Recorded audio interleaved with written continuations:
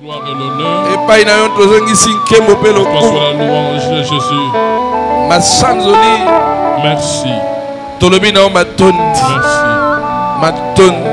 Amen. Amen. Ceux qui te remettent à ma boque, te mettent en bien. Merci de vous asseoir. Merci. Je vous reçois tous au nom de Jésus-Christ. Et je vous souhaite la bienvenue dans la maison de notre Père. Alléluia. Amen. C'est un dimanche particulier. C'est un dimanche qui sort de l'ordinaire, vraiment. Je le pressens et je le vois. Que tu ne sortiras plus d'ici la même personne. Je le répète, tu ne sortiras plus d'ici la même personne. On ne va plus te reconnaître comme Saoul qui n'a pas pu reconnaître David. David qui est resté dans son palais, David qui a fait des prières de louange pour délivrer Saoul. Mais quand il s'est levé pour faire face à Goliath, Saoul ne l'a plus reconnu. Il a dit, de qui est-il fils? Et moi aussi je te dis, après ce culte, les gens ne te reconnaîtront plus. Même moi, ton pasteur, je ne te reconnaîtrai plus. À cause de ce que Dieu va faire ce dimanche. J'en suis sûr. Amen. Amen. Amen. Amen. Lisons l'unique texte que nous avons pour ce dimanche. C'est dans l'Ancien Testament, dans le livre de Nombres, chapitre 33, du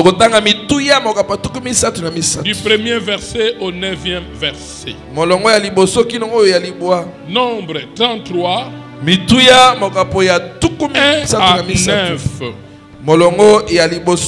Ok, nous pouvons honorer la parole de Dieu.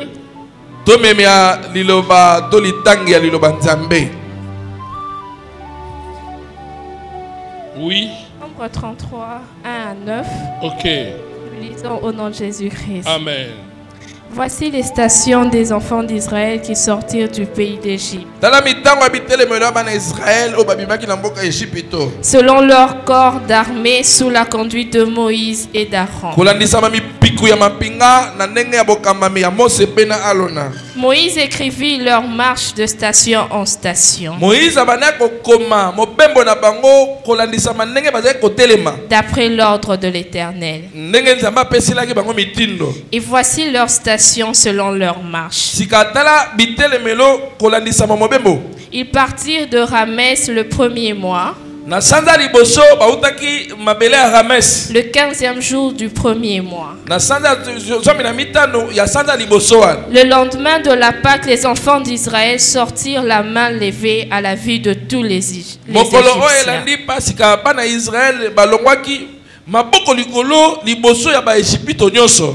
Et les Égyptiens enterraient ceux que l'Éternel avait frappés parmi eux.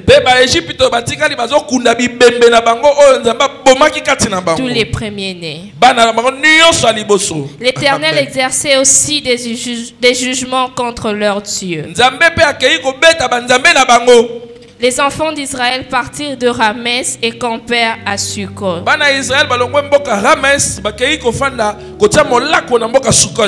Ils partirent de Sukkot et campèrent à Étam. Ils partirent de Sukkot et campèrent à Étam.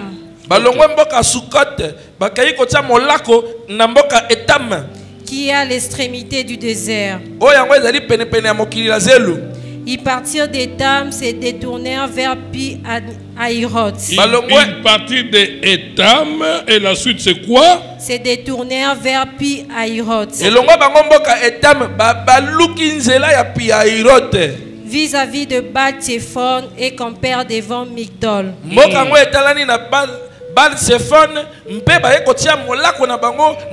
Et campèrent devant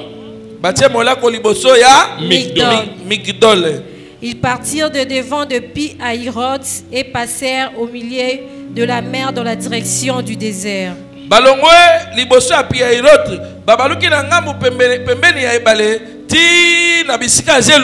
partirent de devant Pi-Hahiroth. Ils firent 3 journées de marche dans le désert d'Étam.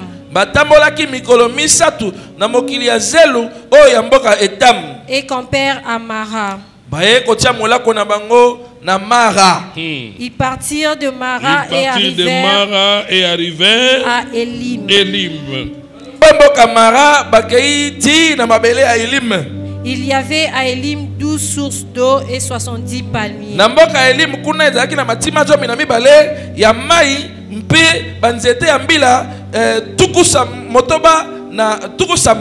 Ce fut là qu'ils campèrent. Disons Amen à la parole de Dieu. Merci. Équiperons nos places. Ce matin, je suis venu encourager quelqu'un de faire un mouvement. Je suis venu t'encourager de faire un mouvement. De te rendre à un endroit meilleur que là où tu es. Je répète, je suis venu encourager quelqu'un de faire un mouvement,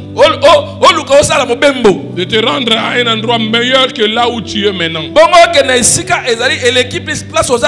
Et je dis à la personne de ne pas avoir peur.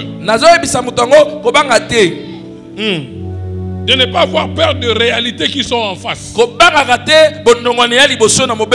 je te dis, prends courage, fais ce mouvement. Ne crée rien de réalités qui sont en face.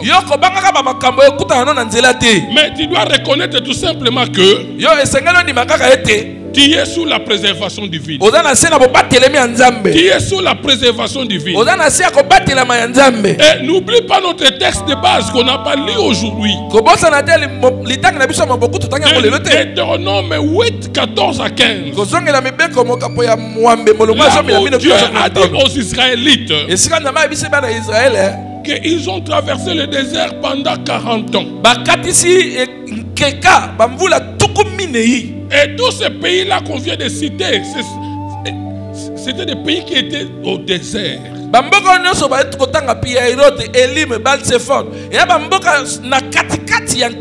Et dans ce désert, il y avait des serpents venimeux, il y avait des scorpions. Mais les enfants d'Israël sont quand même arrivés à la destination.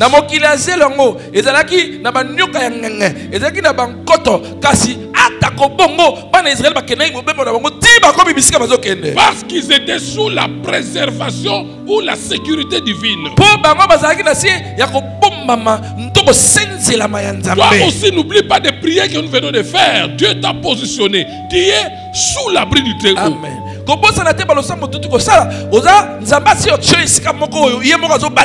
c'est le moment maintenant de prendre courage, d'avoir la foi, de reconnaître que tu es sous la protection divine. Et n'aie pas peur de faire ces mouvements, de te diriger vers un endroit meilleur que là où tu es maintenant. Quelles que soient les réalités en face, ne crée rien. Tu es sous la préservation ou la protection divine. Ce matin, je t'encourage de ne pas avoir peur de quitter le toit paternel pour aller habiter chez toi. Ne crée rien. N'aie pas peur des réalités en face. J'encourage quelqu'un de se marier. N'aie pas peur. N'aie pas peur. Ne dis pas que dans notre famille, toute personne qui se marie meurt. Ça ne sera pas ton cas. Toi, tu es exceptionnel. Tu es sous la préservation divine. Ne dis pas que biso batutu oto balaka, so to bali to botarte ba oba botaka ko ba zoka bazemi balabala. Ton cas est différent. Marie-toi officiellement et tu auras des enfants. Ta maternité est sous la protection divine. N'aie pas peur de voyager. Commence à entreprendre des démarches. Ne crée rien, ne crée rien. Ta vie est sous la protection divine. Je voudrais vous dire une chose. La vie que nous menons sur cette terre est attachée à un petit mot. Cette vie est attachée à un petit mot. Ce petit mot-là s'appelle le mouvement. La vie est attachée au mouvement, bien sûr. Tel que nous sommes là, il y a d'autres personnes qui sont nées en Ngiringiri, grandi pendant 12 ans en Ngiringiri. Et après, il a quitté Ngiringiri. Il est venu s'installer ici à Mimosa. Tu vois la vie. La vie, c'est le mouvement. La vie, c'est le mouvement. Entre-temps, il est ici à Mimosa. Mais il a fait son école primaire en Ngiringiri. Après l'école primaire, il est allé faire l'école secondaire à Kitambo. Après l'école secondaire, il est allé à l'université là-bas à Mongafula. Donc vous voyez que la vie est faite de mouvements. Je suis venu encourager quelqu'un de ne pas rester sur place, de ne pas craindre les réalités de la vie. Affronte la vie, de ne pas avoir peur des réalités de ta famille, qui est déjà sous la protection divine, qui est exceptionnel,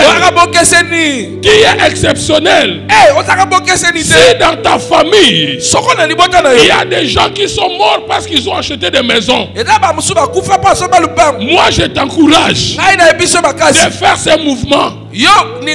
Quitte la vie des locataires. Achète ta maison. Ta vie est sous la protection divine. Ne crée rien de sorcier de ta famille. La vie est faite de mouvements.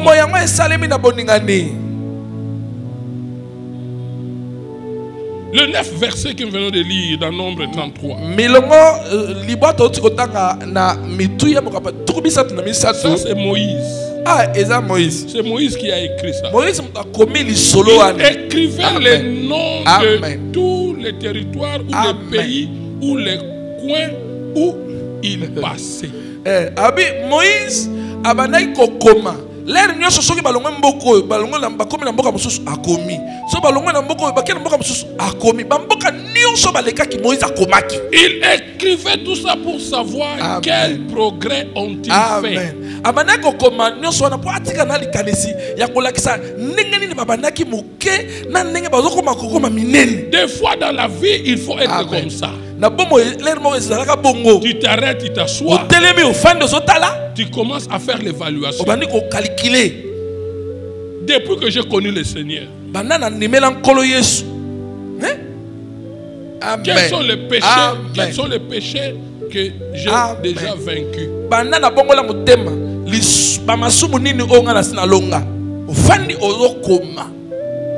Depuis que j'ai connu Jésus, pendant tous ces mois, quel nombre de versets bibliques que j'ai mémorisés?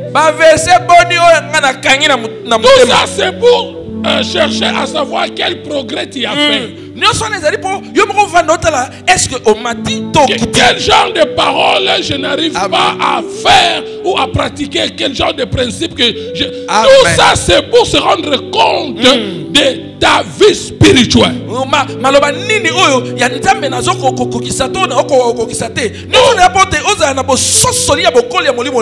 tu peux t'asseoir, tu dis bon, voilà, jusque là, ma vie, mon bilan, depuis que j'ai connu le Seigneur, est-ce que Okovana lobite nasala bileni banana bongolaki motema yango penza. J'ai déjà acheté des meubles dans ma vie. Est-ce que j'avance ou j'avance pas?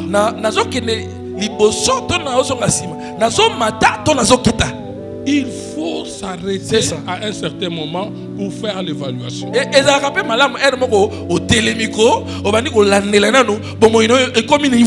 Moïse, partout où il passait, il écrivait. Amen. Moïse, et tous ces territoires-là où il passait, chacun avait ses réalités. Dans tous ces territoires-là où il passait, chacun d'eux avait ses réalités. De même que toi, partout où tu es passé, tu habitais Bandal.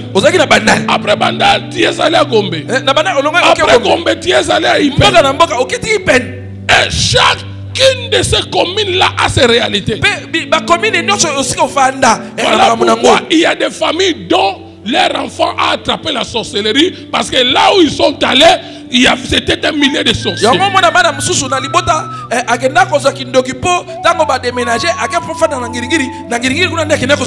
Voilà pourquoi dans certaines familles, leur enfant est devenu Koulouna, parce que là où ils sont allés habiter est un mauvais millier.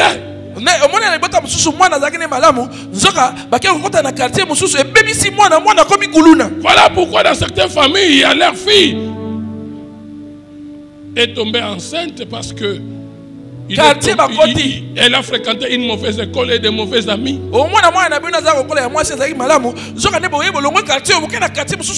Mais pour toi, pour ta famille, pour toi ou ta famille, moi je lève ma main pour dire le bénéfice de la préservation est à part. Le bénéfice de ta préservation est à part. Partout où toi tu iras, ni toi ni tes enfants ne tomberont victimes de réalité de ce coin-là. Ton cas est exceptionnel. Dans toutes les écoles que tes enfants vont fréquenter, ils ne seront jamais influencés par de mauvaises personnes. Dans toutes les communes où toi tu vas passer, pour connaître l'ikama mokote, et tu ne seras pas influencé dans le mal. Pourquoi je dis ça? Pourquoi je dis ça? Reconnais que ta vie est déjà dans la protection divine. Toutes ces prières que nous avons faites, les clés que j'ai évoquées pour vivre dans la préservation divine, être dans le service. Être dans le service. Dieu a dit vous me servirez. J'éloignerai la maladie loin de vous. Je multiplierai vos jours sur la terre. Retenez cela comme étant votre promesse. Où que vous alliez, où que vous soyez, votre vie ne sera pas affectée dans le mal. Vous ne connaîtrez aucun, alors aucune déception. Parce que tu es sous la préservation divine. Voilà pourquoi je t'encourage d'avancer dans la vie. Ne dis pas que dans le quartier on a voyou bazar. Toi tu iras là-bas, tu vas t'installer et tes enfants vont étudier et vont terminer leurs études. Ils se marieront régulièrement. Je dis, même là où toi tu travailles, même si tu es entouré de tes ennemis, amen. Et tes ennemis vont voir comment toi tu vas monter. Malgré leur jalousie, toi tu vas prospérer. Maman m'a appelé. Un prophète est allé lui dire ce qui m'a dit dans le Lubumbashi va passionner. Cette maman-là, comme elle me fréquente beaucoup, elle est venue me voir. Maman, elle me pose la question, papa. Nandi mobile nanga kende kuna bakoma passionné pour bazolo bana musala na bango ezala ba bazana Lubumbashi ezala ba na Kinshasa pour nini ye kaka akene ba mission de service kaka ye. Moi je dis à cette maman, non maman. Ta vie ne doit pas dépendre des humeurs de tes ennemis. Si ta vie dépend des humeurs de tes ennemis, parce que c'est le bango balate. Moi je dis à cette maman, dis à ton mari, c'est Dieu. C'est Dieu qui le bénit. La Bible dit, lorsqu'il approuve les voies d'un homme, il dispose favorablement son égard. Même ses ennemis. Aucune église pour la nini obalinga kaote. Non.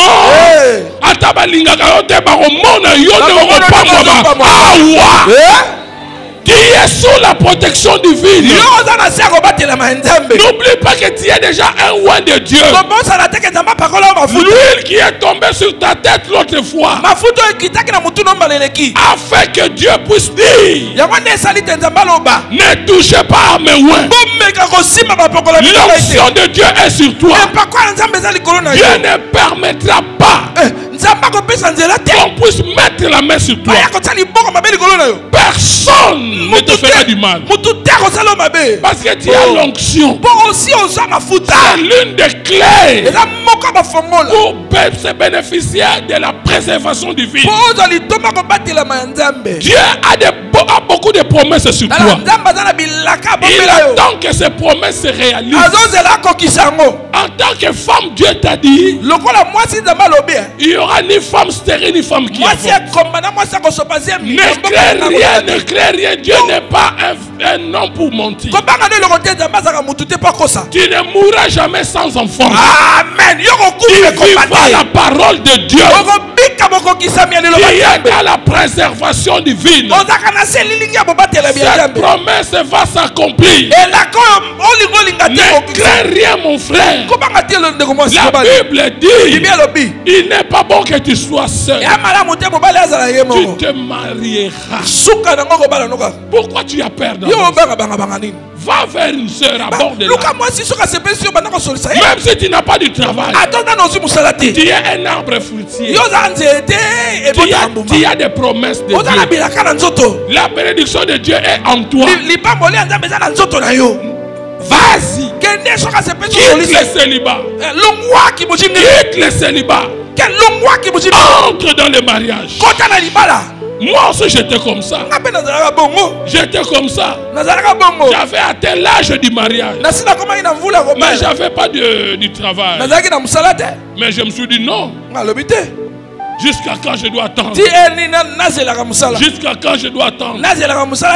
Quelles que soient les réalités qui sont en face, quel que soit le chômage, j'ai osé. Et je me suis marié même chômeur.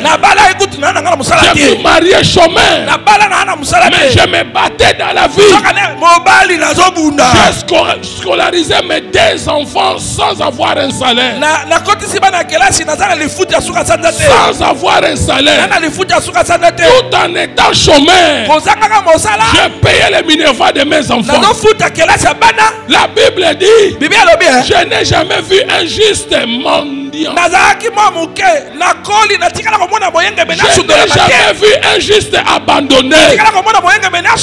Comme j'ai dit au début, je suis venu encourager quelqu'un de quitter là où tu es pour aller à un endroit meilleur. Ne crée rien les réalités qui sont en face. Ne crée rien les réalités du pays. Ne crée rien les réalités de ta famille. Si cette tante-là est morte pour ces problèmes-là, pour toi ça ne sera pas le cas. Je suis venu dire à quelqu'un, la vie est pleine de mouvements. Il y a des endroits plus dangereux que les autres. Il y a des coins qui sont mortels. Il y a des parcelles, quand tu entres là, tu seras dépouillé. Mais toi, tu te bénéficies de la préservation divine. Ton cas sera différent des autres. Je l'ai dit un jour et je le répète encore aujourd'hui. Nous sommes allés habiter quelque part. Bien aimé, la vie a des mouvements, mais dans ces mouvements-là, il y a des choses. Je suis entré là-bas, je suis arrivé là-bas. Nous avons aménagé dans cette parcelle. Après un mois, certaines personnes qui me connaissaient commençaient à me saluer. Et l'un après l'autre s'approchait de moi pour commencer à me dire des choses. Genre,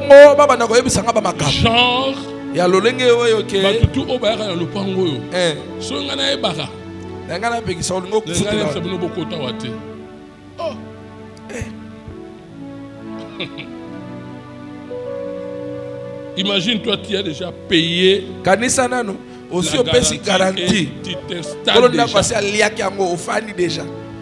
Et les gens, un mois après, sont venus te dire, l'un après l'autre, que tout le monde qui vient habiter dans cette parcelle sort de cette parcelle à vite. De un, il doit consommer sa garantie. De deux, il va même perdre son travail. Et de trois, voire même un de leurs ou ses enfants ou lui-même va mourir. Et quand nous avons reçu cette information, nous commencions à rappeler Dieu. Je sortais avec elle, mon épouse, pieds nus vers 2h du matin. Et je marchais dans la parcelle. On déclarait en disant, tout lien que foulera, la plante de votre pied, je vous le donne en possession. Et on déclarait en disant, nous ne sortirons pas d'ici parce que nous n'avons plus rien.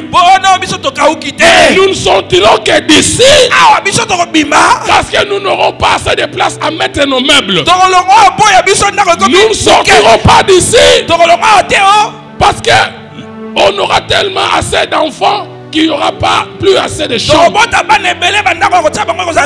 Nous ne sortirons pas d'ici sans même toucher à notre garantie. Et ce qu'on a dit là, c'est ce que nous avons expérimenté. Quand nous avons trouvé une autre maison ailleurs, une maison meilleure que celle-là, on s'est dit avec mon épouse qu'on ne leur dise rien. Avant notre déménagement, c'est ce jour-là qu'on va. À supposer que nous sortons demain, nous sommes venus voir le bailleur pour dire, maman, papa, ton gros solo là, papa na maman, merci pour notre temps de ce qui a. Mais papa, l'obi tozo bima.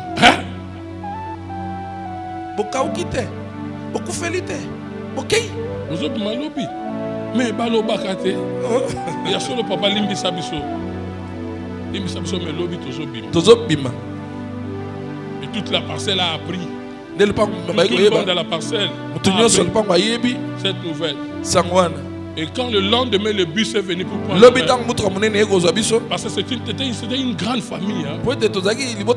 Leurs enfants ont voulu nous prêter main forte. Et nous sommes allés habiter là où on a trouvé la maison. Et eux étaient avec nous pour transporter le meuble. Quand ils ont vu ce qu'ils ont vu, ils sont rentrés chez eux. Et ils ont dit ceci: papa, ndakuwana obake kokota. Ndakuwana. Tala lupango munene ndaku munene bazo fanda bango moko. salle de bain na kati, toilette na kati.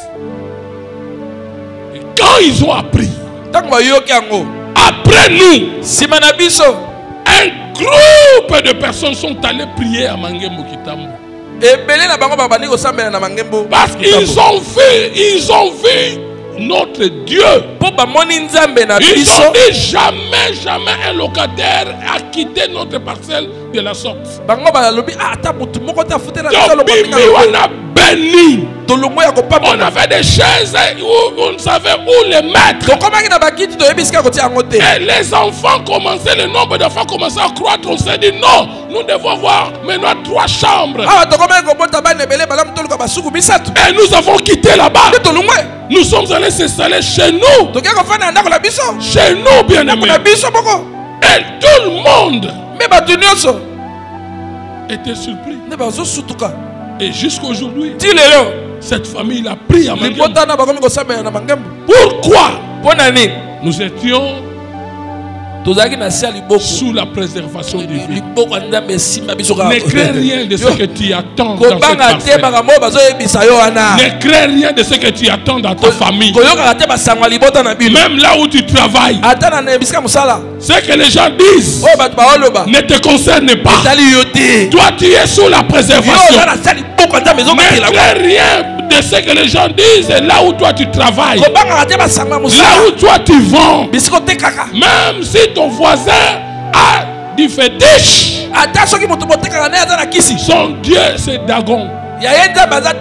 Toi tu es l'âge de l'éternel. Tu es dans la préservation divine. Ne crains rien les réalités de la famille. Si tes frères et tes sœurs ont divorcé, ça ne sera pas ton cas. Si ta mère a eu des enfants avec 3-4 personnes, ça ne sera pas ton cas. Ton mariage est dans la préservation. Tu ne connaîtras pas le sort de ta mère. Si ton père s'est marié avec plusieurs femmes, ton cas est différent. Toi tu es un enfant de l'alliance. Est-ce que je m'adresse à toi? Si ça te concerne, je vais attendre un amen Jéricho. Ton cas sera différent. Je t'encourage. Je t'encourage.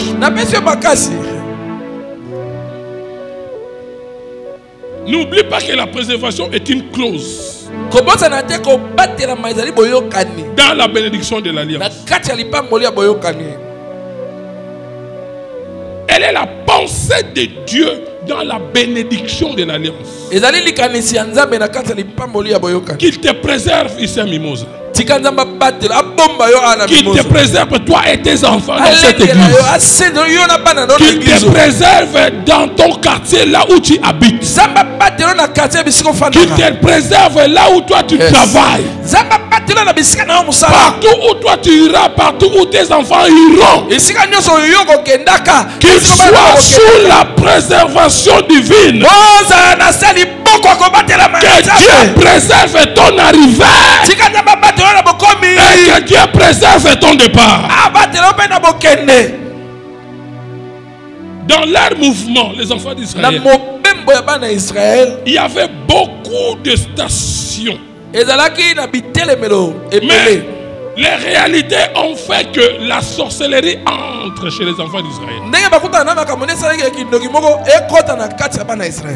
Chose qui n'existait pas parmi eux. Mais la sorcellerie est entrée. Pourquoi? Parce qu'ils sont passés d'un pays à un autre.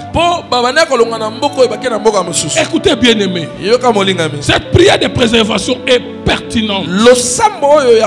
Ce sujet est capital. ezana bato misusu bana bazwa kindoki yo papa sana na kindoki te mais okina ko bala mwasi moko oyo famille wana bazana alliance kindoki na lobe c'est pas ton cas, c'est pas ton cas. Même yo mwana mwasi je te dis même si o bala na famille oyo bazana na makila basula mais na lobe ya yo bana ba olanda makila wana te parce que toi tu prends le sang de Jésus. Oya yo makila za Yesu. Les enfants d'Israël parce qu'ils sont passés d'un pays à un autre.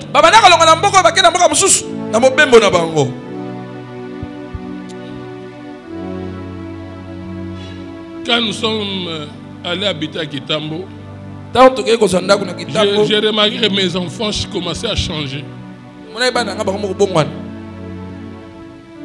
Mon fils est né à l'âge de 3 ans. Il pouvait déjà dire à son ami, j'ai compris. Ah, ça c'est l'influence du milieu.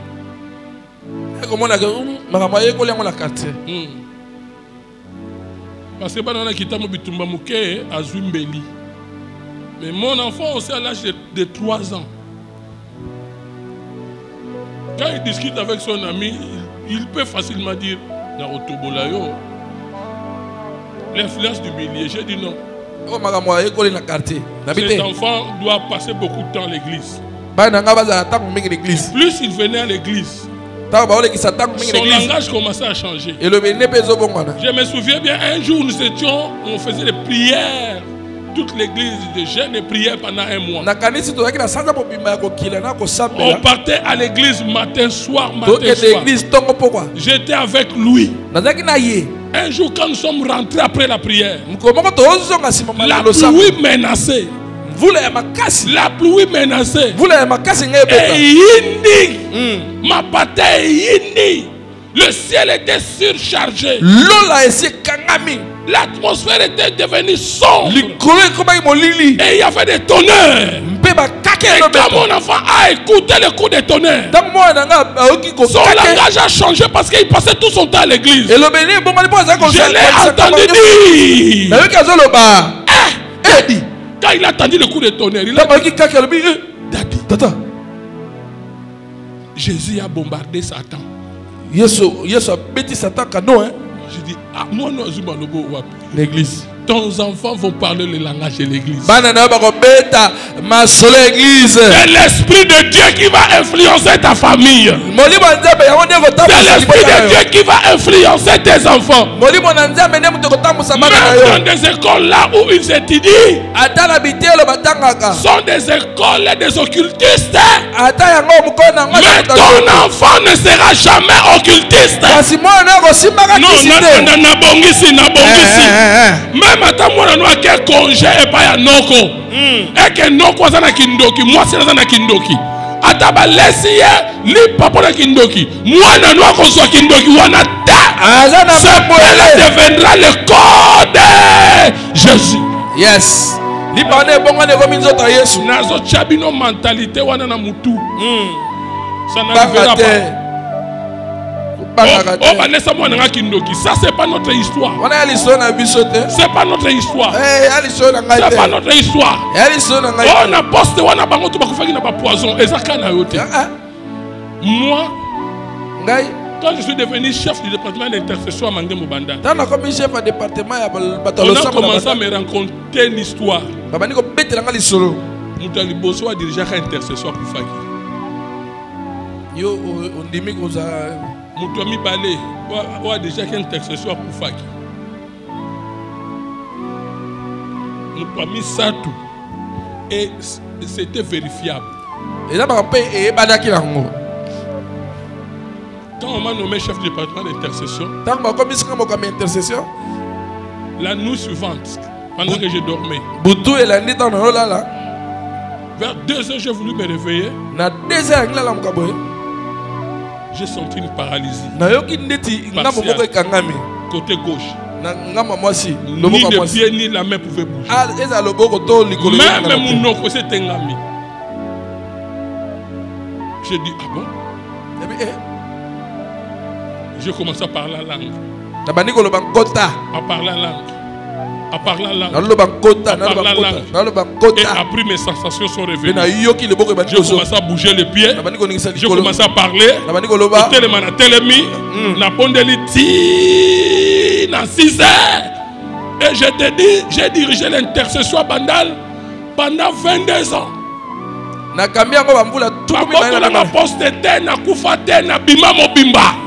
Moi aussi j'ai dit jusqu'au dernier jour. Okobima mobimba. Paralysie ekozala te. Ezala na yo, ezala na bana na yo. C'est la prière de la préservation que nous avons faite. Garantit ton avenir. Yes. Elle garantit ta destinée. Tu ne connaîtras pas les sorts que les autres ont connus. Oh my God.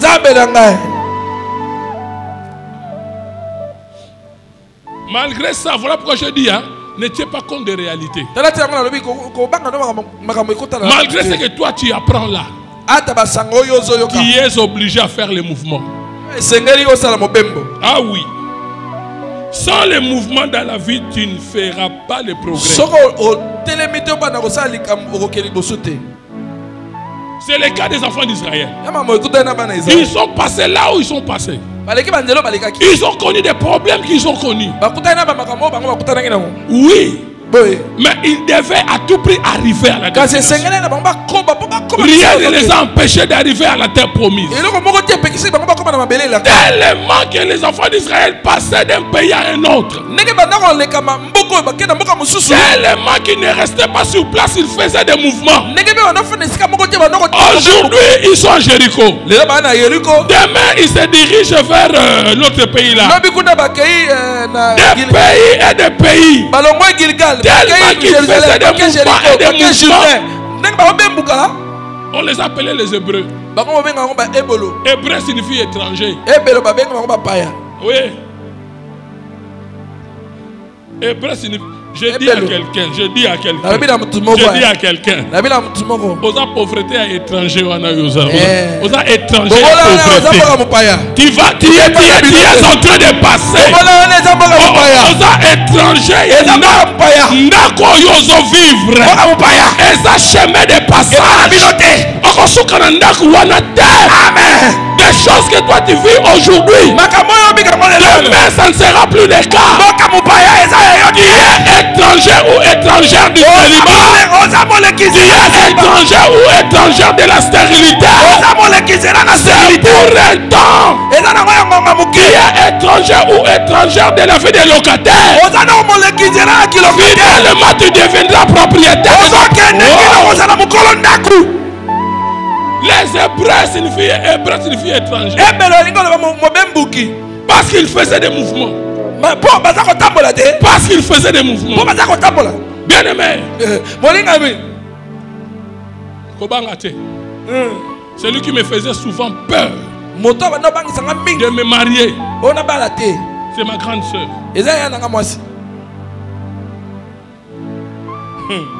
Maman a Gladys. Olingo bala. Bon musala. Moi si on laisse aimer. Matu, olingo bala. Moi na wana. Papa na eko ya gialo. Ayebana. On laisse aimer. Est-ce que vous kuka? Na tuni. J'avais envie de lui dire excusez-moi, sœur.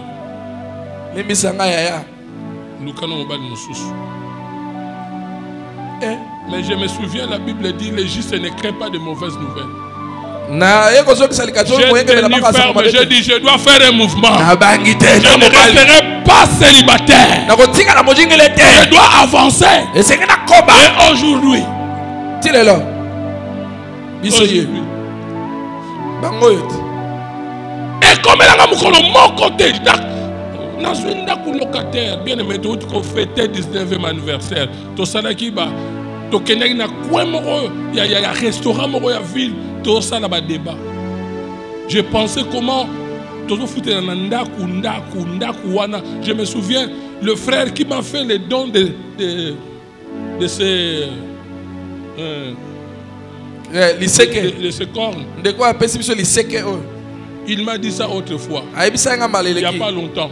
Il m'a dit pasteur, quand c'est quelqu'un qui n'a rien. Mais ailleurs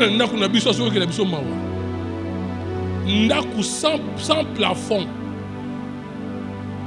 Et notre voisine, une maman venait toujours nous dire aucun signe d'espoir. Et les mboteke voilà lobby. Beraka est né. Beraka est né. Beraka botama. La maison sans plafond. Ndaku mitondo ezate. Tellement qu'il faisait chaud. Molunge zaki makasi na ndaku wana. Après une semaine. Molunge kotelisa.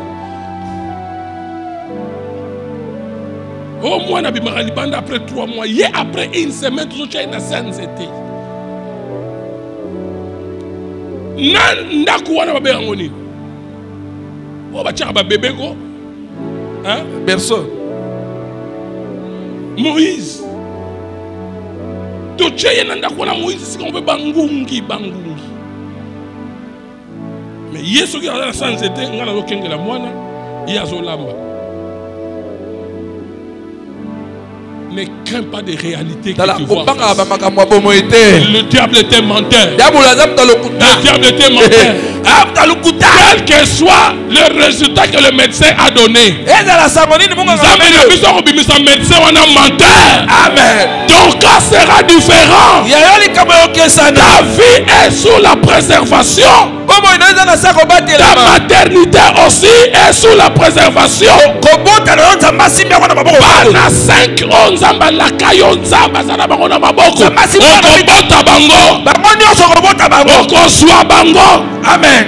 Kobanga te o batu bazoloba.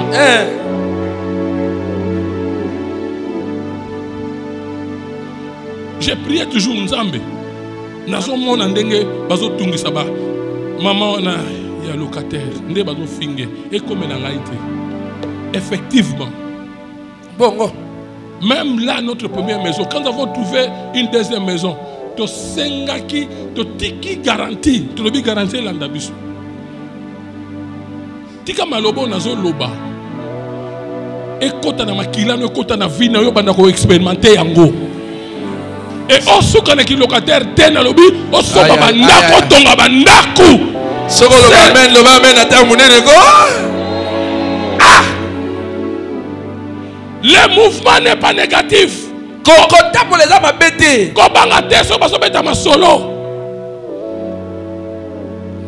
notre premier fils est né,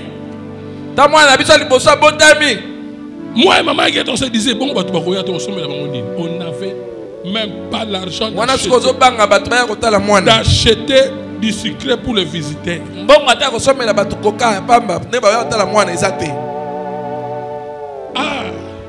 Hey, papa. Frère Iko. Nekwa Iko. Zama pas pour la frère wana.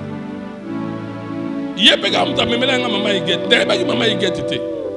Bon, na bana mona ye, mais na no ki payete. Je la voyais, mais non mona o ba na ba za kicha ba za kabo. Attirante, mais lingaye au monde. On tout passe. Na ki pakete. Mais un jour, ce frère est venu me dire, tout ça, la sœur n'a pas de bazar, et pas une bazo pu mêler blanc à Rolia. Bazo boy européen, ça y est même ticket, il y a aucune des classes. Alors, elle écoute les bandes à cause de la prière. Bazo qu'il y a des classes dans ma colo. Bazo n'a quitté, moi, dans la ISC, à Zangi ticket. Moi, je dis, ah bon, on doit assister cette sœur. Mais mukolo ba yelinga yenga bi oyo ye moi c'est qui toko bazo zanga ticket azando ka na makango te pour so azaka na makango na ozanga ticket te boué terminus na kiti ozo ki m'a passé pour nani soko tika li puta moko tika li puta moko et ça ça la témoignage a fini yo yango na comment est le stationnement? Comment? Bijou, il y a grande sœur, bijou. Super wax, il y a grande sœur. Olata. Bijou, naïe. Olati. Mais on a célibataire. Bon, on a leur pousse à la pembelle, non, yo. On a bijou, on a. Oh, moi, c'est talo. Au moins, on a tout là. Kolata bilamba ya za na mbongo. Ozo bangi sa biso. Comment bangi sa ba prétendant? Tikala yo. Zalaka yo. Sapatu moko tikala nango. Garçon moko akoya kopeko ozo courage. Quand j'ai vu mais cette sœur là, ah, azo kende université na makolo, azo sanga même savoir ça nango te. Terminus. Et c'est lui aussi le frère là.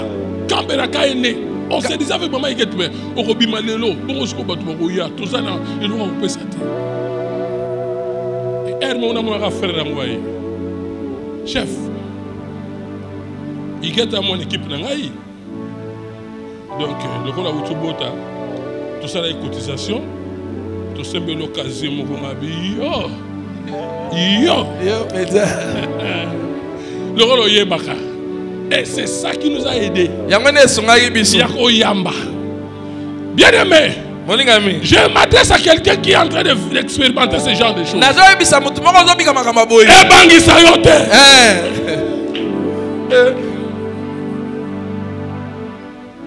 Le mouvement, c'est pas mauvais. Tu dois avancer, tu dois avancer. Et je donne 3 points à retenir concernant le mouvement. Le premier point, Moïse prenait les notes de leur point de stationnement et il écrivait les détails. Moïse c'est-à-dire il prenait tout son temps de réfléchir sur sa vie, sur l'évolution de son peuple, et il écrivait. Tu dois prendre du temps à réfléchir sur ta vie. Tire des leçons, les positifs et les négatifs. Là, tu sauras quel genre de progrès tu as fait. Nous tendons vers la fin de l'année. Commence à faire le bilan. Est-ce que le bilan est positif ou négatif? Tu ne pourras pas faire de progrès que tu fais dans la vie si tu ne prends pas note des détails de ta vie. Bien aimé, pour toi qui fais des progrès, quel que soit le progrès que tu fais, n'oublie pas là où tu pars. Même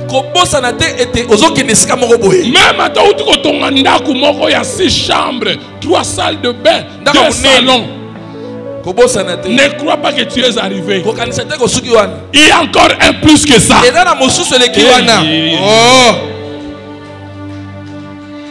Tu passes d'un pays à un autre. La vie a des épisodes. Ta vie a 120 épisodes. Toi, tu es seulement au 12e épisode. Il y a encore beaucoup d'épisodes. Quel que soit le progrès que tu fais, n'oublie pas là où tu pars. N'oublie pas ce que Dieu t'a promis. Dieu ne t'a pas promis ça. Moi, Ketchuana.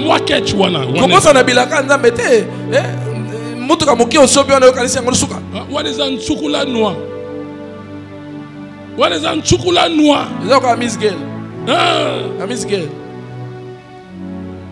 Et puis, Congo sur le bureau, on a une belle idée. La personne nguba maïna manioko. Un chocolat noir. Chocolat monoko. A Miss Girl. En attendant, le bureau, il y a solo et ya. Amen. Ketchuana t'a pas mis tout. Il y a Miss Girl. Même les plus beaux véhicules que nous avons ici. Et ça, un chocolat noir. Miss Girl. Yakitoko zoya nano comité nano zuya ngote nano la suite ba festo yozo la desantukula noa tome kanan bato bazo kabelo lelo et osuka bomote. Amen. J'ai un rendez-vous aujourd'hui avec mon oncle paternel. Nana boyoka na bokutani na ta parler kinanga. Nazo kene rendez-vous na attitude de supériorité et pas aidé. Mais des années passées, il y a un kabelangai. Après ça, on va veste na imoko. Ils ont dit 15 à la takala. Après singa. Jumona lati moko. À la tasuki, ça fait 6 ans là dans le na lati. Fier non sur un serment. Non kaka. C'est roche. Ngabinin, pese mo kabina veste na ngabo. bimité dit. Eh, la monnaie parce que moi tout inganga bien. Ah oui, t'es pas une moussous. Tu m'as demandé moussous, clac, clac, et tout inganga. Le royaume va passer na doubler go. Dans la bâtonne donc capable de sans dire au revoir. Ah papa là ta veste ça va passer. Mais le lieu est changé. Jour où on a eu du Bénin, on a eu du Bénin. Moi c'est dans la lune gabi. Bobo yo gabi. Na ke kuta na ye amoni ngolo bi longo lango kakawa. Na luki no chemise mo bobo e okendete. Ta makamo ko changer. Ba réalité le lo e ko sala ya lobité. Soki le lo bazo kabela yo ozo le d'un pays à un autre. On comme on a terre promis. Les animaux stationnement. On comme on a terre promis. Mutu kana biso el boso. Sur la terre comme au ciel. Sur la terre comme au ciel. C'est-à-dire, Mahamo Zara Lola. Nous vivons dans Mokil. Renault 4. Nebisu Yosoki, Mutukana Bozoki de Boto. Surtout Moya Boy. On a fait ban tabo comme Nandako Bani au Kitate. Batika les gars à la 4 voiture. Alali wala bo bimisa na mayele les autres rolela. Tout le monde le rôle à souka, jamais. Ezaka ke bandeli. Soukoula noir. Ezaka soukoula noir. Soukoula noir. Vous avez ton comité. Jeep on a zo mona Jeep à Claude. Yangote. Limousine et Goyapa na kata limousine ba salon eza. Oh, est-ce que tu as reçu cette prophétie? Nana yambili pa lista koliwana. Oh! Papa c'est so cool. Na counseling. Oh ba marié, il faut ba sokola kisika mo. Tozwinda coupé. Na biso nda ko na liboso na so beta bino lisolo. So oke o sokola na lobaka ngokaka zala na pema ya ngando. Ponga ndoko kanga pema ta 1 heure du temps. Solo yo wapi.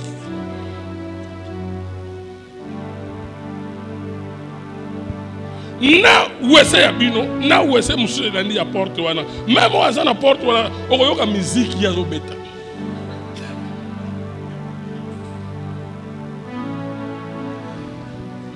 Ata bloqué on le rôle frère mais ko bimisaka ka poids. Bon yoka igeto toketo sokola ngabiyo. Ata ko du counseling on a ba wese nganga wana. Dozela dozwa wese. Lelo yo to koma na salle de bain na chambre. Azonika na mukongo. Nga okokoma. On les a passage, le bas passage. Passage. Nalobi moula noir sous qu'on a l'extérieur na RDC. On a voyagé. Ah, l'obé ça passage. Okokende. Yamana na okela kabandi mi mawate. Atazo le langa zo seka. Parce que je suis passé par là. Ponga pena le kawana. Quel que soit les progrès que tu fais, n'oublie pas. Là où tu vas. N'oublie pas ce que Dieu t'a promis. C'est pas parce que le lot tire comme on l'a échangé fort. Maman wana wane kanaka na tongwa déficit. Aroya kozwa na pourquoi? Bon, on a pourquoi elle a joué au bombana. Ti oyo banda ki wana. Ti oswina nguba oba bakalinga. Obibi pe libanda.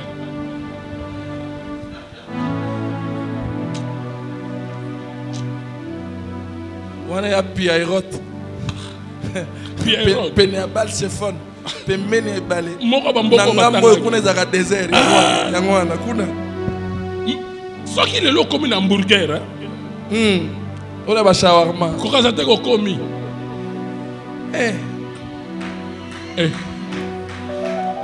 O como melati a tongo au choix. Na sekaka yo, tango kota na ketchi na yo kangi pe clé. O meki pe porte ngabi. Wana tsugula noa. Tsugula noa do kaza komi. Amen.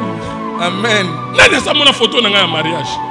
Nga pe na mona kiango. Ah, o ba publier nga na mona kiango. Nga na mona kiango. Elongi wana ya nani? Ya te ayote. Ya muto kala, ya yote.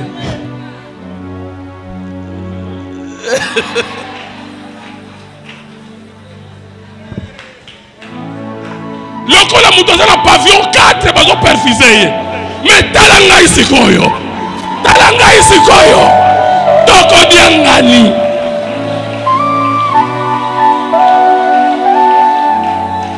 Eza passage. Comment il y a ma photo de kanga photo pour bamona nengo zalelo. Mais 2 ans après. 2 ans après. Comment on a elonga photo. Elonga photo. Elonga feti. Yes. Même aux hommes latins hamburger comme ça na te. Zamba a reçu qui sont wana te. Amen. Même si tu roules carrosse. Attends, somi mutuka bien. N'oublie pas que Jésus revient bientôt. Tozo kende. Yo kasenyo se osuka na se. Toke kana. Bona mutuka wana. Okomo sente basi. Toi tu crois que tu es arrivé? Yo kali sokomi. Amen. Amen. Bisengo mokile langu sa yote. La terre promise des terres promises, c'est le paradis. Ma belele la kala nyo c'est da kana. D'ailleurs, au moment où batu va vivre la vie à shawarma. Au moment où moyo yo, mulunga zo comme rapport aux à l'église. Mais soit côté la voiture malili. Ake na salon malili. Na chambre kudu mulunga na yoka yangote. Na tongwa melaki ti shawarma. Shawarma na miliki. Na tite. Oyebi bato bongo. Bato bongo. Balingaka te kudu yezo aya.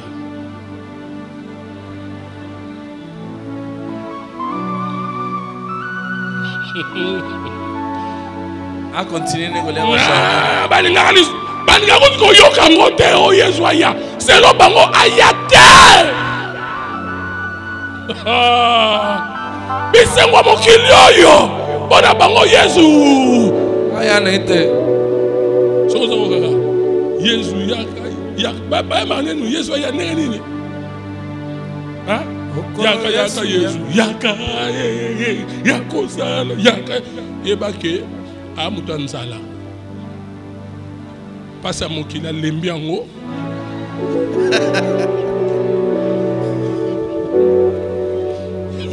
Ne balobaka. Balingaka Yesu aya eza bato ba onyokoma. Mais bato bela tia shawarma. Ayate pardon. Mangana zoloba. Shawarma ou shawarma te. Yesu aya. Yagano. Tozo kende sika moko. Sika nyonso. Amen. Aba mene diminuer a omoni. Kana bisengo mokili. Ay.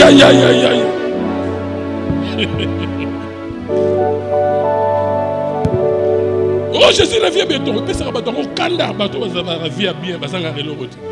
Bakasi ke bisengo suki awa. Bisengo eleki awa. Zali kolokona. Voilà pourquoi je dis. Dadi Rome mangana mboka nyonso wana se. Na okimate. Mais si ka moko kaka na okima so dadi ameminga. Paradis. Oh matuto ke tout dans paradis bon to zongo. Na ondima. Mettons on koma kuna na wangani.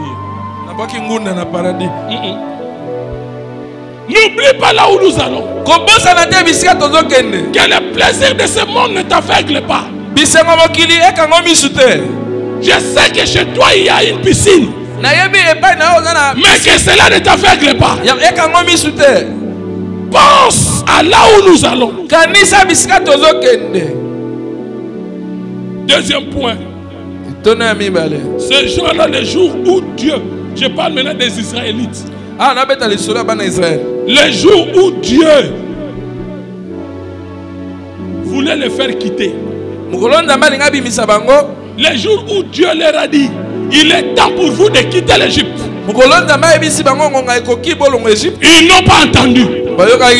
Ils n'ont pas entendu. Je parle à quelqu'un. Ce message te concerne. Ce message veut dire de ne pas rester là où tu es. De ne plus accepter de vivre avec les parents. Fais un mouvement. Le jour où les Israélites ont appris il est temps de quitter l'Égypte,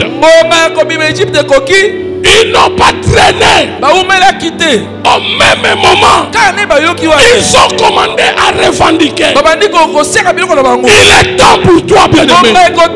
N'attends pas demain. Aujourd'hui, tu dois quitter cette vie. L'onction est déjà sur toi. Et cette onction va briser ses joues.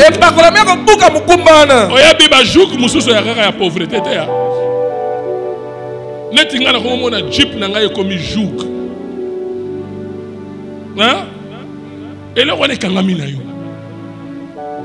Eh. Jeep on est komi joug. Il faut la changer. Toke matanga ya papa Kali. Donc toke le cimetière. Oh. Pesa ngakanda.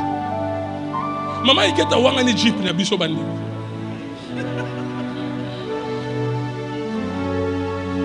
Pour climatiser à panne. Atiki yango. Ake kota na jeep ya nani? Ya Jibril. Kuna climatiser ça. Bon, on a ce qu'on va. Maman Blanche. Oh, bah, matin. Moi, maman Blanche va continuer à faire fier de faire. La vie m'y paie. Na fait ça. Na la biguette. Ou en jeep.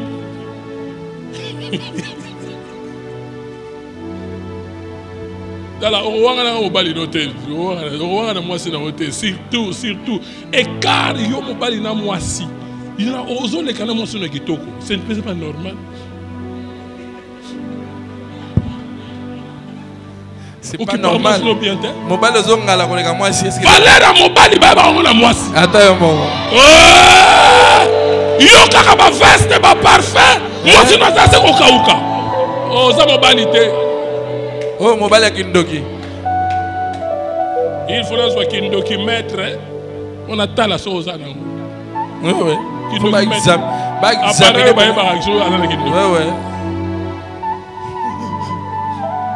Et puis, il y a une canda na switch pour un baramoko. Caf. Na refaire climatisé. Mais na moni que ça a yangoté. Pour ça, et je vous promets. Ya sikezoya ya munene ya climatiseur basimbate moteur ya sika kilométrage mon téléphone j'ai besoin de selfie. Oya ngai ozala mutuka wana kende na bongolo soit mutu moko aza na arrêt songolo yaka na sans chauffeur oh ngana kozwa mbala oyo so il y a un parquet wana ya yo ko tchango libano ko kotsa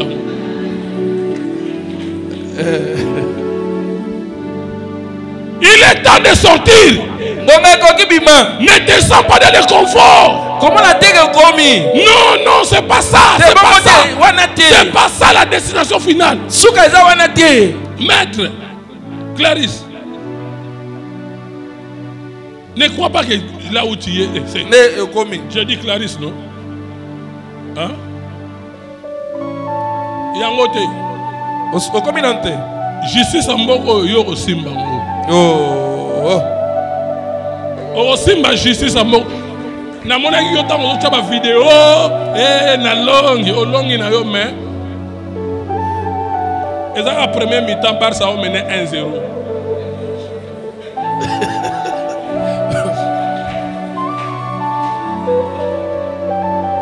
Nana Barcelonais. Mais tant que Barça a mené 1-0, on a vu la maman Iguette. Real a égalisé, Père Ochabi a victoire.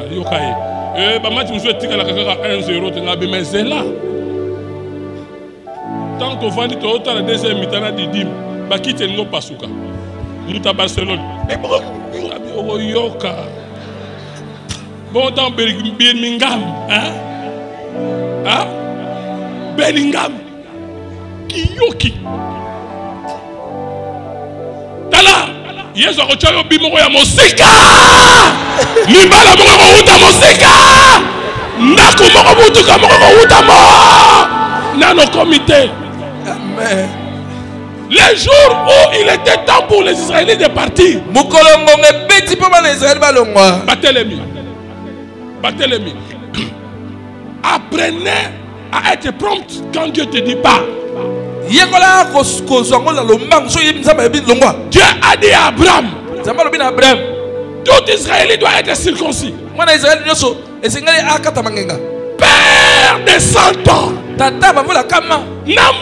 Isaac bébé à 8 jours.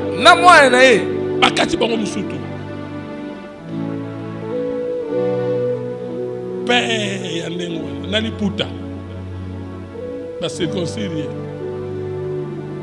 Il n'a pas regardé son âge. Je parle à quelqu'un. Si Dieu t'a dit que tu dois voyager cette année, ne traîne pas les pieds. Ne traîne pas les pieds avant qu'il ne soit trop tard. Oh, nayebi mutu mo oya kote ya biso madi oyo.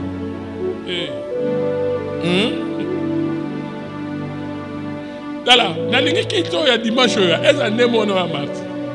L'homme qui va venir. Nous savons là où nous amenons. Je voulais dire à quelqu'un, les jours où Dieu a dit aux Israéliens de partir, les Égyptiens étaient en colère. Ils étaient en colère. Malgré qu'ils étaient en colère, cela n'a pas empêché aux Israélites de se lever. Même si les temps sont devenus durs, bien aimé. Même si tes ennemis se sont levés, que cela ne t'empêche pas de te lever. Tu vas faire un mouvement. Leur colère ne va rien dire.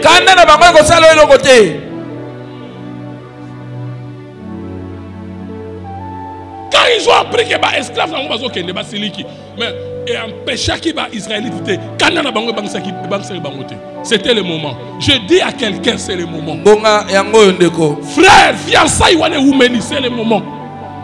Avant que fiançailles, notre famille ne va pas se passer, je dis que c'est le moment.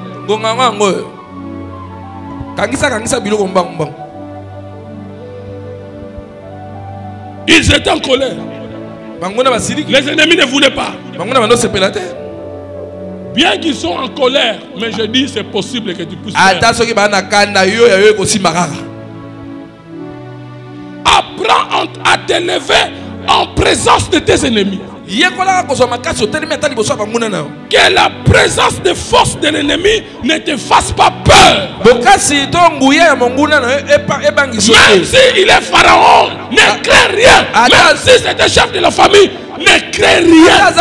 C'est le temps pour toi de faire un mouvement. Souvent tu n'auras pas d'encouragement. Les autres, oui. Parce que pronostic est aux aléangotés. On peut se chanter. Mais moi je te dis parce que Dieu a dit il est temps. Opinion ensemble, c'est opinion batouté. C'est ça.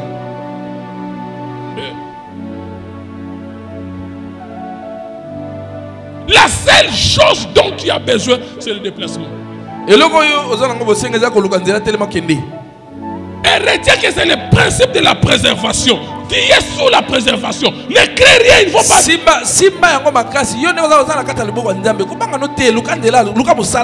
crée rien, avance.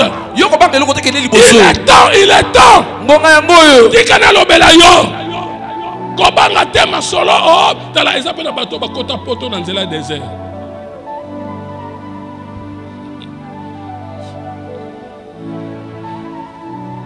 Bama solo no yo ka eza ya bango. Yo za na préservation. Kobanga te na nzela Maroc o mata. Orborwana. Ata balakisa ba image na Facebook nenge bazindaka. Nga lobby. Yokokota. Un frère devait entrer en Europe, il était en Turquie. Il là bana okota, rivière wana bana même babiloko gonflable wana. Mais na fleuve wana banzu bezaki bene. Ceux qui beaucoup mesika mo pouf. Na kata fleuve bozindi. Ce frère là, j'ai à partir d'ici, nous dirigé l'opération en Turquie. Ne parle pas aujourd'hui. Attends, je vais te donner un go. Je vais te donner un go. Jusqu'au jour où je lui ai dit parle aujourd'hui. Amati eloko on appelle le loyo. Azoya na décembre il Abi papa na zoya. Koya wana. Elobi mingi. Il m'a rappelé papa, ce qui yo tende na kufa. Oto kenda na bango. Na monaka misato. Et pourtant nous étions 27. Quand Dieu te dit vas-y, ne crains pas, ton cas sera différent.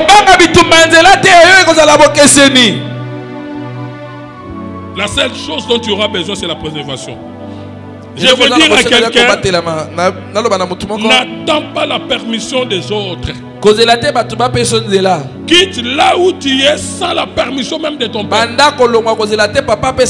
C'est Dieu qui t'a dit. Ne meurs pas là où tu es né. Et surtout ne meurs pas là où tu as grandi.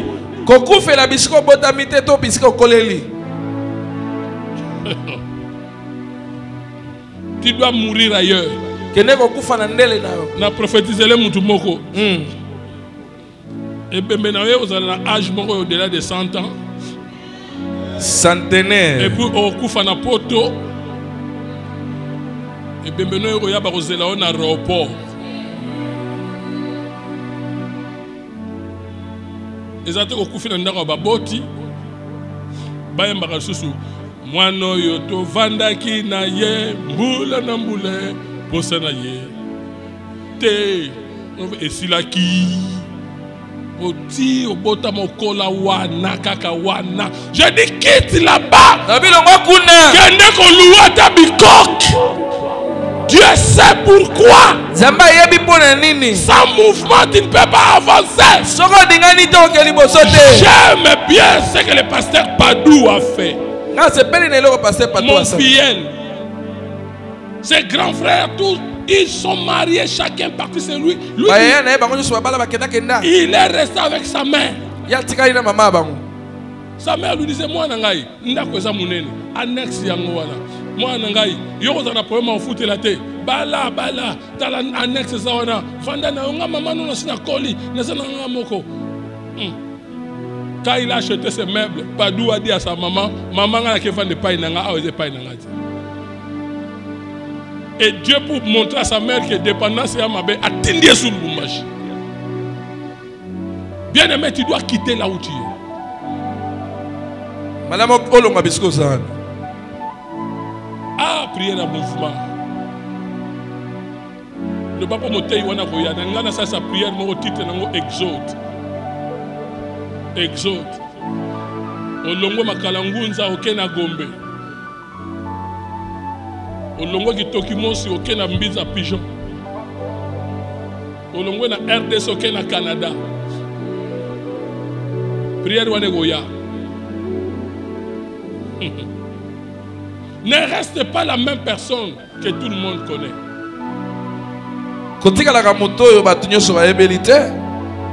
Ne meurs pas dans la personne de tes parents. Si tu as peur des réactions des autres, tu n'avanceras pas. En avançant, tu vas faire beaucoup d'erreurs, ça c'est sûr. Mais que les erreurs ne t'empêchent pas de faire le mouvement.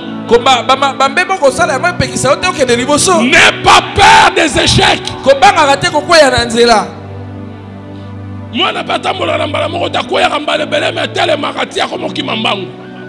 C'est ça.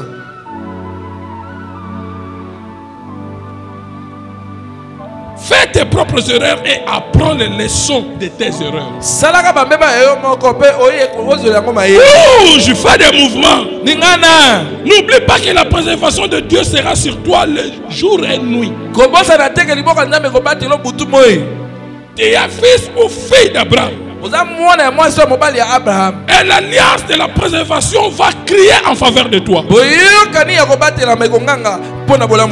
Il y avait les ténèbres chez les Égyptiens, les Égyptiennes. La lumière chez les Israélites. Et comme il y a un moment où Dieu, pour aider les Israélites à quitter l'Égypte, Dieu a commencé de faire des choses jamais vu ailleurs. Dans les camps des Égyptiens, il y avait du ténèbre. Mais dans les camps des Israélites, il y avait la lumière. Bien aimé, la lumière c'est la préservation. La lumière c'est l'œil de Dieu sur toi. Là où il y a la lumière, il y a la sécurité.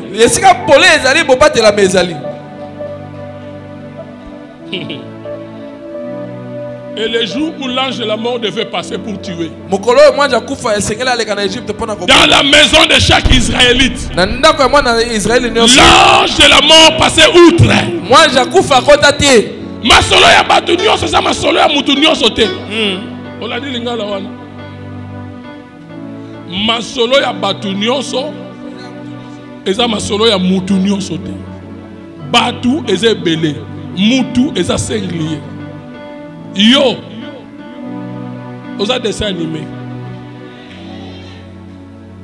Le jour où l'ange de la mort devait passer, aucun Israélite était mort. Ils étaient sous la préservation divine.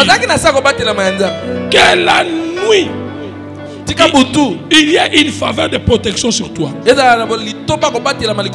Quand l'esprit de mort va venir, que la grâce de la protection soit sur toi. Que 1000 tombent à ton côté, 10 000 à ta droite. Mais toi, tu ne seras pas à terre. Tu ne peux pas stopper les gens d'être en colère, à te haïr. Tu ne peux pas les empêcher de te haïr. Ils sont libres. Laissez-les haïr ta vie. Mais quant à toi, retiens que tu dois faire un mouvement.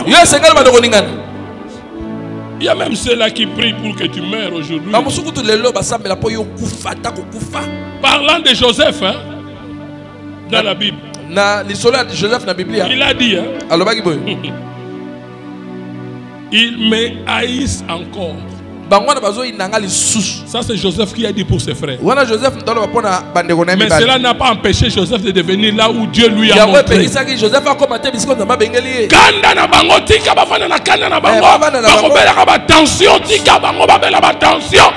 toi tu dois te marier. Il y a des gens qui entendent même que tu fasses un accident. Bien-aimé, apprends à te lever devant ton ennemi et à partir. Enfin, le dernier point. Si tu continues à avancer dans ton voyage, comme les Israélites qui ont quitté chez eux, ils sont venus s'installer en Égypte. Après 430 ans, ils ont commencé à revendiquer, malgré la colère des Égyptiens, malgré la colère de Pharaon. Ils ont commencé à revendiquer jusqu'au point où ils sont sortis. Mais ça ne s'est pas arrêté là-bas. Et dans ton voyage, tu vas faire face à la mer Rouge. Mais écoutez, la mer Rouge c'est la fin du voyage de tout le monde. Tu te poses la question. Comment je vais quitter ici pour aller là-bas? Je n'ai pas de bateau. Je n'ai rien. Mais écoute, ton Dieu va diviser la mer rouge en deux parties. Oh my God. Dans ton voyage, bien-aimé, il y aura des expériences qui humainement n'auraient pas d'ici. Mais toi, tu traverseras la mer rouge. Je déclare sur toi.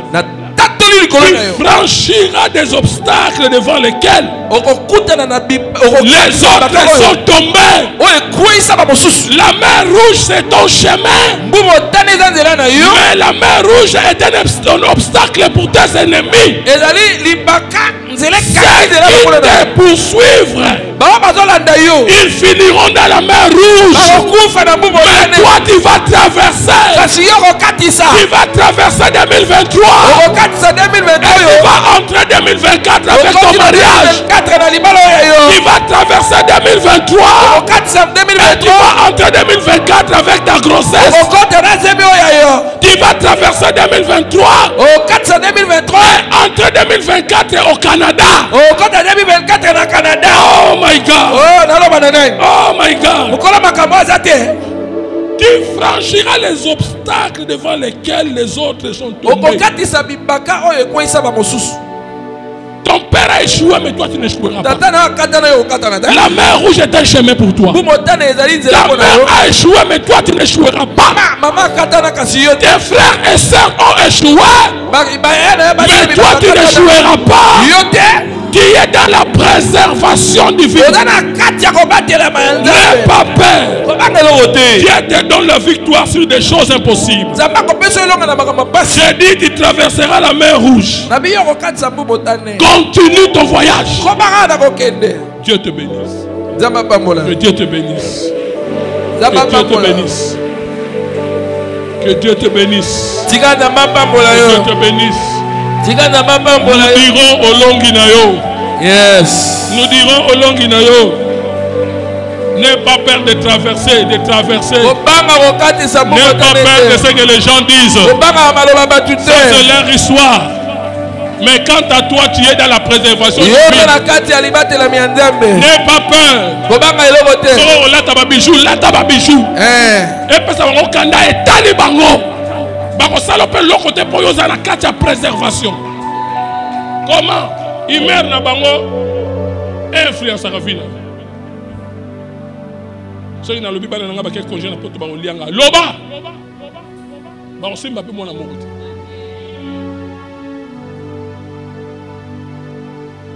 Fais ton voyage.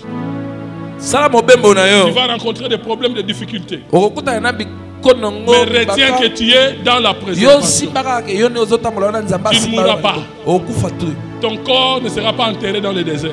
Tu vas entrer dans la terre promise.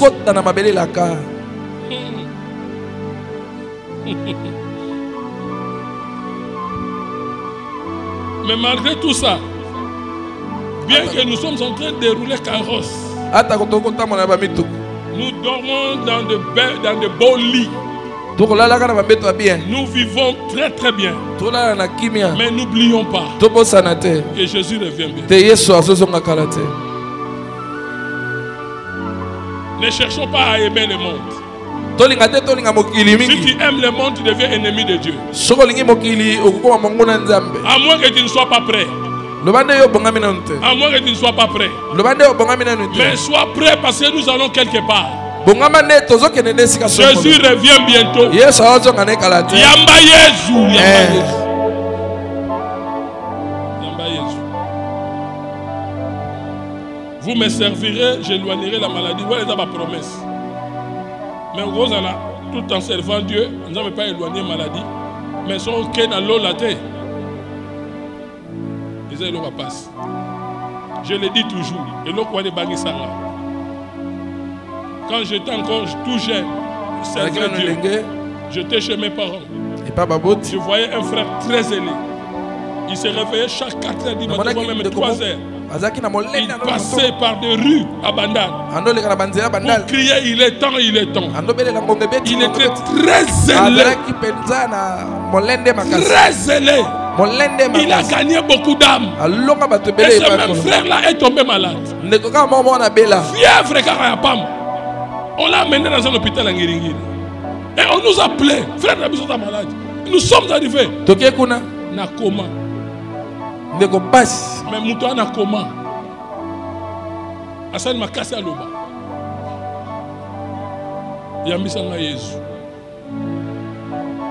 Et là, il y a un comment ce jour, frère. Il n'avait pas de réponse. La grâce est trompeuse. Dieu te donne de l'argent. Dieu te donne la bonne santé. Mais retiens que là où nous allons, n'oublie pas que Jésus revient bientôt. La vie ne va pas s'arrêter sur terre. Dieu nous donne la grâce d'accepter encore une fois Jésus comme Seigneur et Sauveur. Dieu te fait grâce. Voilà encore une autre opportunité. Kotala mutute. Vina yeza vina yo. Si tu veux accepter Jésus-Christ comme Seigneur et Sauveur, accepte de recevoir Jésus ce matin. Cet après-midi, ce matin, oui. Lève-toi.